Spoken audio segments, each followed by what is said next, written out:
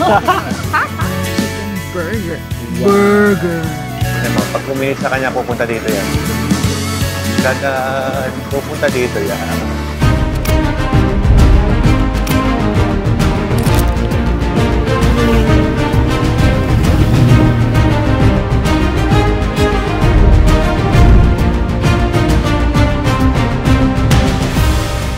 Yon guys, syempre hindi natin papalagpasin na maligo dito sa Mediterranean Sea.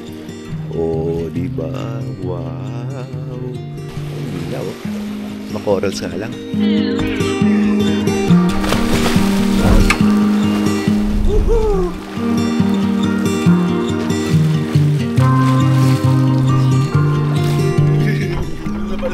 Balik. Snake. Hindi makatagal. Ang lamig. When your life's been put on hold for far too long, when the sorrow and despair is growing strong, there is always something good to be obtained from breaking loose and leave the things that kept you chained. So when you find the strength to really shed your skin, all you really need to do is search within.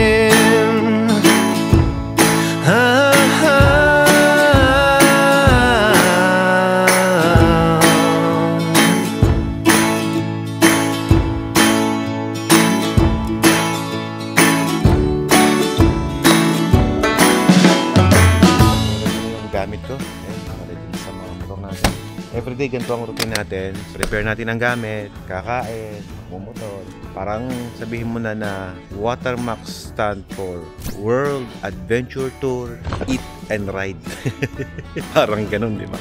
Good morning, guys. Morning, Eric. Morning, Julia. Morning, Mr. Lee. Good morning, Mr. Vladimir. Our tour captain. Wow, alam mo na yung gusto ko. Lagay ka ng hot water with lemon. Very good, mami. Okay guys, day 14 na ng ating pagmumotor dito sa Turkey. Let's go. Hindi ko alam kung babalik kami dyan, ano bang itinerary. Hindi na namin napag-usapan. Everybody is nag-enjoy, magkainuman. Medyo nakarami-raming beer ngayong araw. At naging masaya yung kwentuhan, harmony ng rides. Sa aming pang-14 na araw, sobrang close na namin sa isa't isa ng mga bago nating kaibigan dito sa pagmumotor natin. It's a short ride, 164 kilometers lamang. Alamin natin guys kung ano yung ma-experience natin ngayong araw.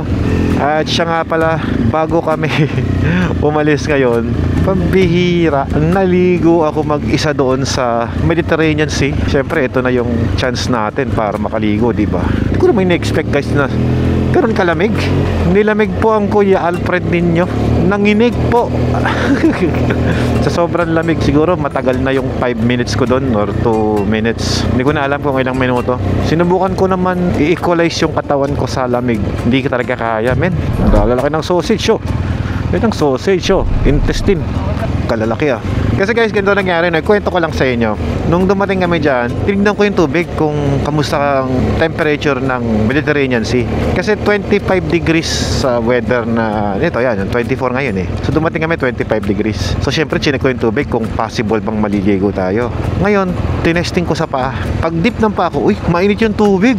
Wow. Ang tingin ko doon, kaya siguro mainit, maghapong nabilad sa araw. Kasi hapon na kami dumating eh, di ba? Tuwa ako, sabi ko, maliligo ako.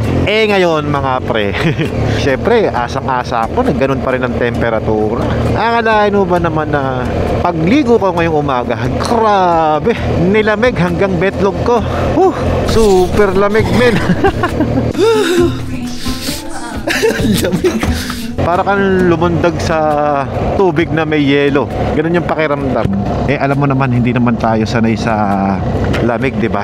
Nasubukan natin maligo sa South China Sea, sa Pacific Ocean, siyempre sa atin yan. At ngayon sa Mediterranean Sea.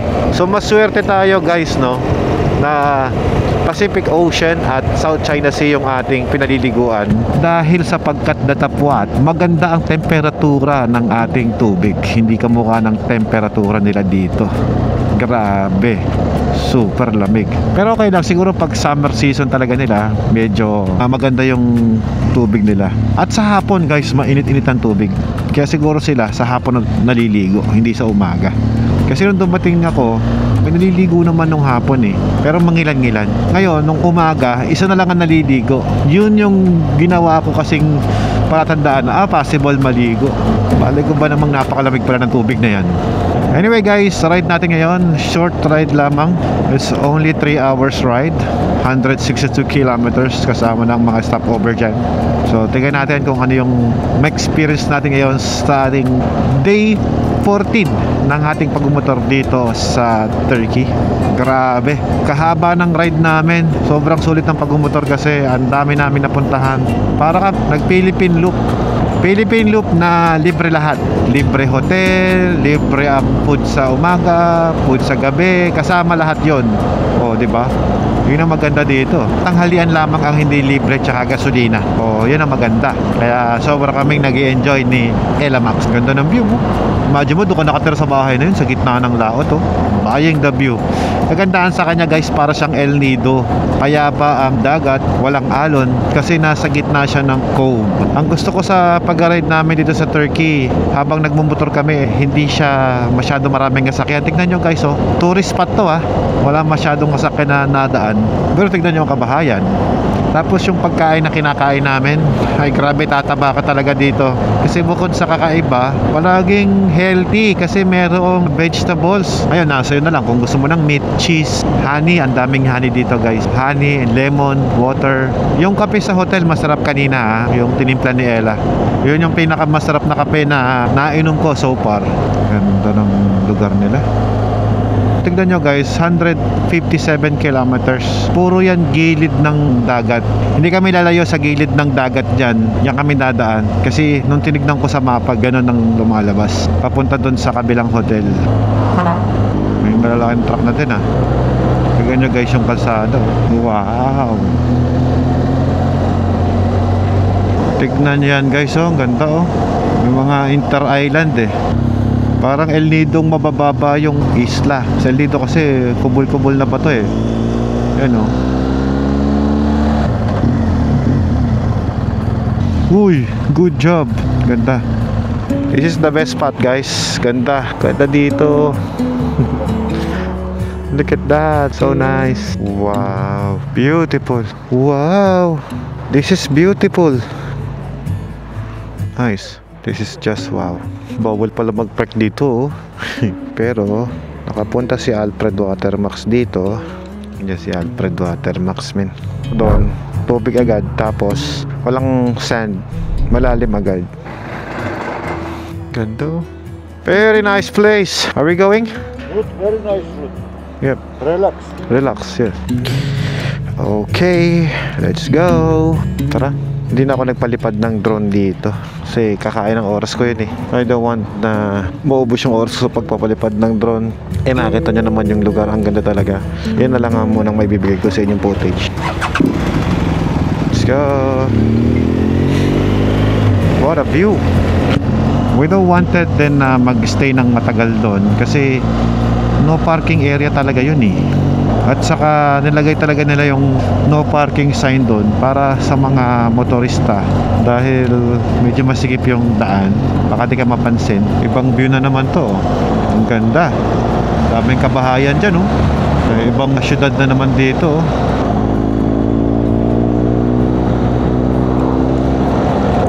Iba yung daan na to ah. May daan na siguro kami.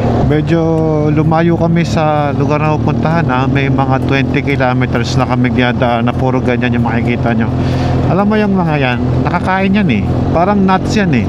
Yung lasa niyan parang pili nut sa atin, pero hindi siya pili. Hindi ko lang alam kung ang tawag yan, walnut ba yan, I just don't know. Pero when we are riding in Morocco, marami din ganyan. Tapos kinakain namin sa hotel, kasi sa hotel mismo meron eh. Lasang mani lang din siya. Tapos pwede mong kainin pati yung balat. Ginawa kong pulutan yan dati. Masarap din yung lasa niyan. Tama lang din, pang kukutin pa. Ayun o. Pero ngayon lang ako nakakita ng ganyan kadami. Ay, yung ganito, yan. Oy, maraming pine trees. Parang Cordillera. Oo, lamig.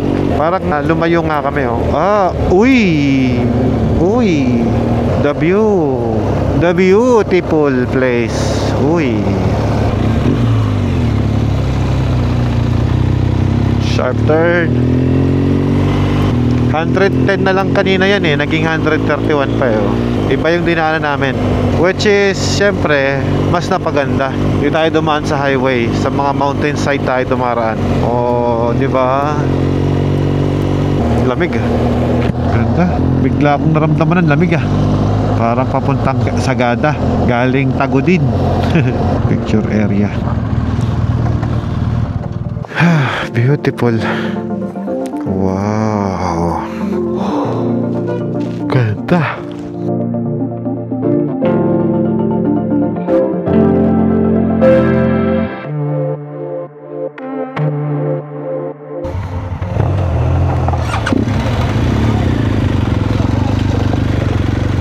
Different location.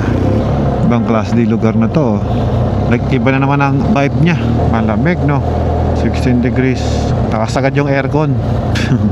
May paragliding dun sa taas, oh. Nagpa-paraglide sila, yun, oh. Okay na ako. Na-experience ko na yung paraglide sa Cappadocia. Ang ganda ng view dun, oh. Malalim.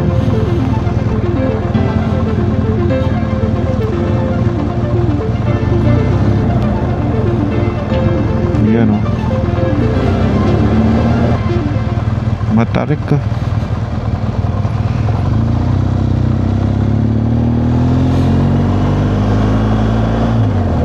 Ito niya yung spaghetti.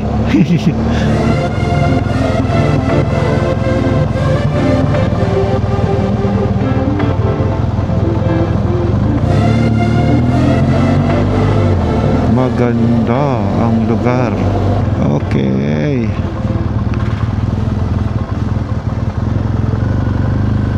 Ganda ng lugar niya. Okay. Doon na, maganda doon, oh. Punta tayo doon.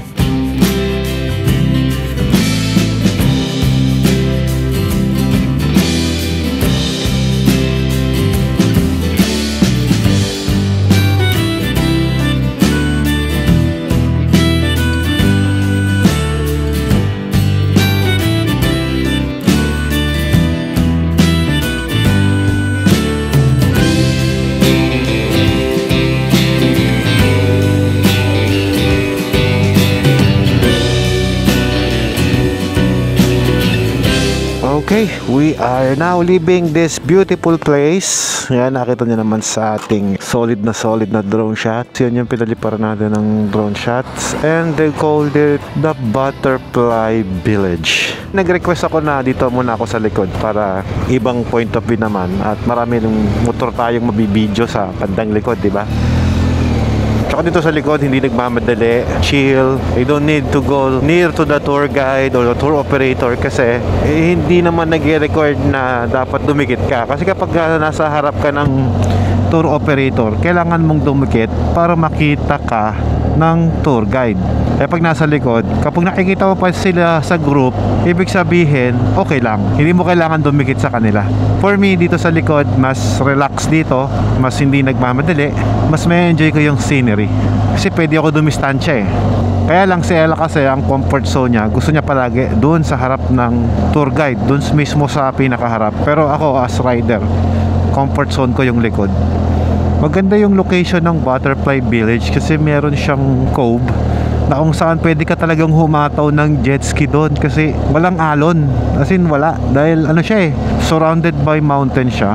Nainggit tuloy ako, ang sarap siguro mag jet ski dyan, ano? Tapos naka Apex Cruiser ka pa na Yamaha, ay nako, finalo. Ano ba sa palagay nyo guys ang pinakamagandang jet ski na pwedeng paglaruan? Cedo, Apex Cruiser, ano pa ba isa? Kawasaki, meron yan, di ba? Yung Kawasaki. I-mention nyo nga sa baba guys kung anong jet ski yung maganda, at baka sakali pwede natin pangarapin, di ba? Si Watermax in a water activity adventure. Oh, di ba? Pwede rin naman yan eh. Pwede pa rin tayo sa jet ski, di ba? Jet ski lang muna, wala muna tayong yate. Uy, grabe ito, ano?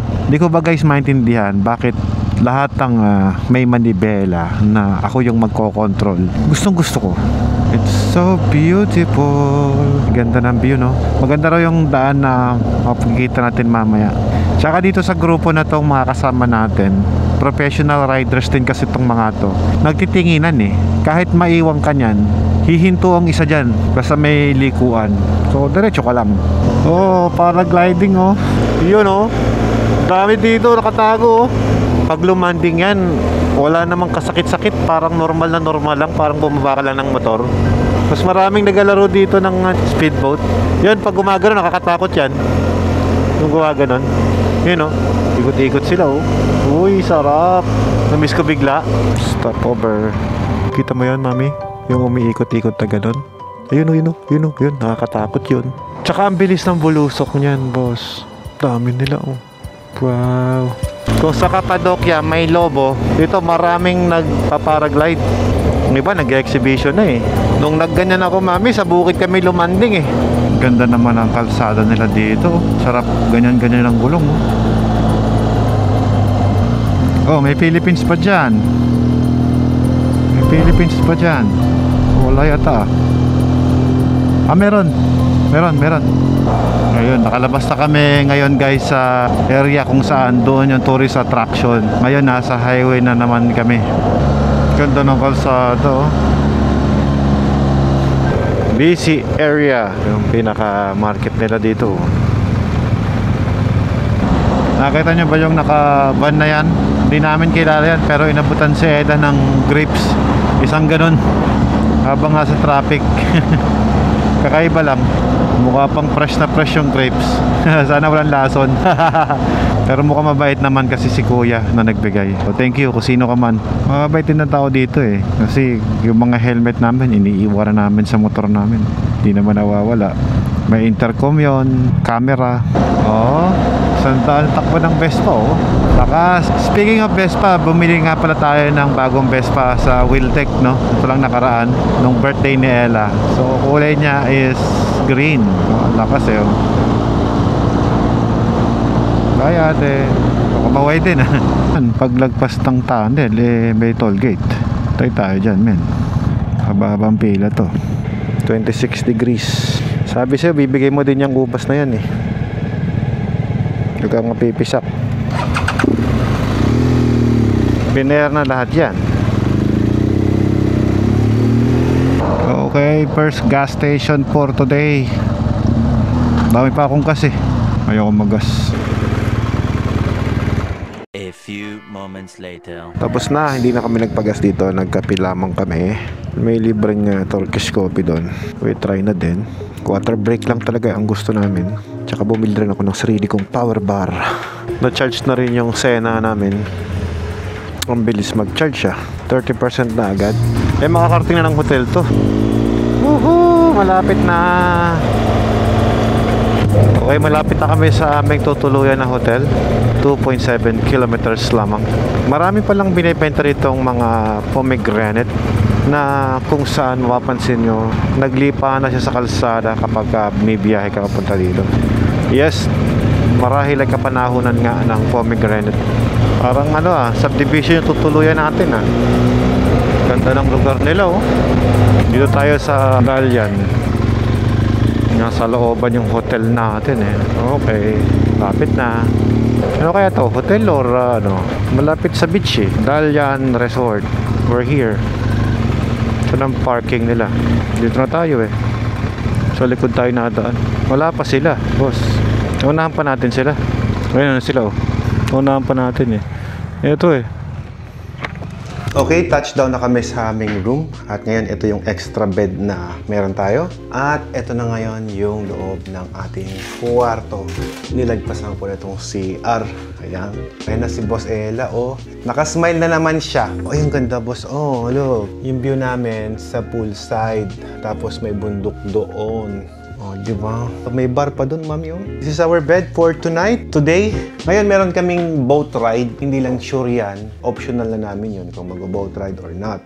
Pero pagod ako, parang gusto kong magpahinga. Ikaw, gusto mag-boat ride?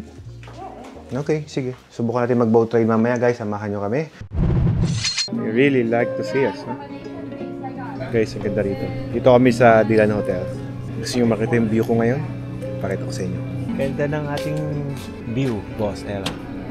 The never-ending celebration of us. Hanggang October katapusan pa to, Ben. Birthday ko, tapos birthday mo, isang buwan ng birthday mo. Katindi. Sulit na sulit ka pala pag nag-birthday ka. Siyempre, 3 buwan. September, October, November, December, pakpak sa trabaho. Oo, tama. Balik sa trabaho. Minsan lang naman. You're from Nepal? No, Indonesia. Indonesia. Yeah, we have the same face. Asian. Yeah, Asian. Asian. Yeah, Asian face. How long you work here? 4 months. 4 months. Okay. We're from Philippines. Oh, yeah, we're from Philippines. Glad to meet you. There's a fellow Asian. Yeah. What's up, fellow Asian? We ride motorcycle Yeah. all over Turkey. Yeah. Turkey loop. We loop. Yeah. It's 4,000 kilometers. Wow. See you guys. Regards to your country. Oh, ito yung bar. I think masarap ang beer dito. Talagang masarap ang beer dyan. May gabi yan. Mainit kasi. Pero yung init niya parang Baguio feels ah. Oo, may hangin pa din. Malamig. 25 degrees, 22. Ganun yung lamig. Tanghalian namin, guys. Chicken burger. Wow. Burger. Very big. Very big food.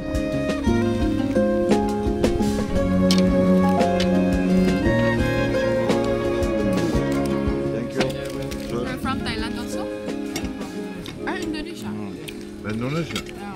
Their place. Same with us. Same with us. Very big. Super big. In Turkey, even Muslim eat pork. Yeah. Huh? Oh, they said Muslims should not eat pork. And 1,000 years Arabic Turkish too much war after Muslim culture. Okay, we just finished our lunch for today. Diyan kami kumain, guys. Oh. Sa tapat ng swimming pool na yan. Diyan mismo sa lamesang. Nagkaayaan ng grupo na mamamasyal daw kami at magbo-boat ride. Okay, finally, the boat is here! Jump! Just like that. Tingnan mo, pag uminit sa kanya, pupunta dito yan. Dadaan, pupunta dito yan. Pupunta dito yan. Ayaw maniwala kasi nito. Nakabisado ko yung galaw ng araw dyan. Yan yung tomb. Mag-enjoy ka naman sa bakasyon natin, Boss Ella. Oo naman. Ayun pala yung fort talaga eh. Pero yung hotel namin, may sarili siyang fort. Wala siyang problema, hindi ka napipila doon. Dito lang talaga. Wow! Woohoo! Beautiful! The sun! The mountains! Hey! Dr. Lee! Yeah! Dr. Lee! Picture! I'm the king of the world!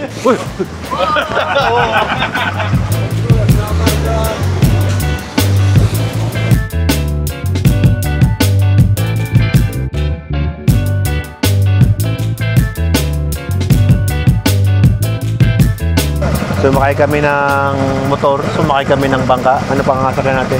Aeroplano pag-uwi. Nauwi ka na. Nasobrahan na ata ako sa bakasyon. Mami, you jump. We almost break the bridge. Thanks. Oh, You're welcome. Of course, 3 boys. Very strong. Nandito kami sa Istusu Palaje. Cool, man. Ganda. Ito. Oo. Beautiful. Tamang trip lang sila. Oh. Yay!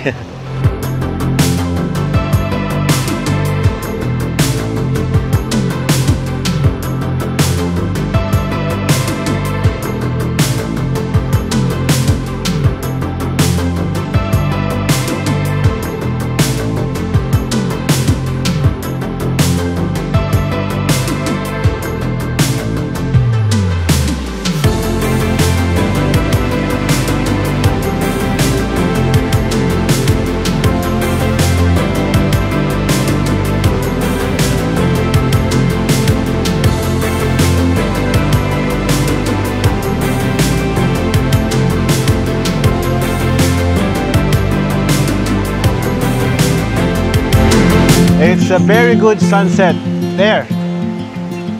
I enjoy. The perfect time is the sunset there. This is the perfect time, and then we go. Very good. Who organized this? Eric wanted to eat there and enjoying the sunset. Perfect timing, and then we're leaving.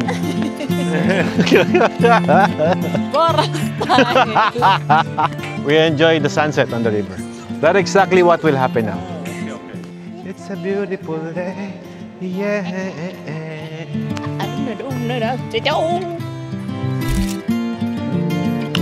Alright. Love you. Love you. Ano yung lugar na private resort, Mami?